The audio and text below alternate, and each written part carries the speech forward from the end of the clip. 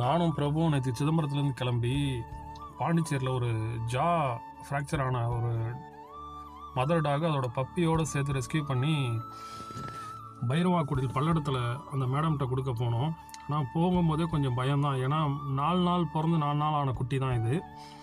போகிற வரைக்கும் தாங்குமா, வேறு வழி இல்லை, போஸ்ட் கேர் பண்ணுறதுக்கு ஆள் இல்லை. அப்படியே கொண்டு வந்து இறக்கணும், நல்லபடியாக சேஃப்டியாக இருந்தது. ஆனால் இதில் இன்னொரு ரிஸ்க் என்ன இருந்ததுன்னா, மதர் டாக்கு பால் இல்லை. ஏன்னா அதெல்லாம் சாப்பிட்டாதான் பால் சுரக்க முடியும். அதுக்கு வாயே உடஞ்சிருக்கு, அதனால் பால் சுரக்கிறதுக்கான வாய்ப்புகள்லாம் குறைஞ்சி போயிடுச்சு. அப்புறம் என்னடான்னு யோசித்தோம். அன்றைக்கே அந்த மேடம் என்ன பண்ணியிருக்காங்க, இன்னொரு இதே போல் 4 நாள் குட்டி போட்ட டாகை வந்து ரெஸ்கியூ பண்ணியிருக்காங்க.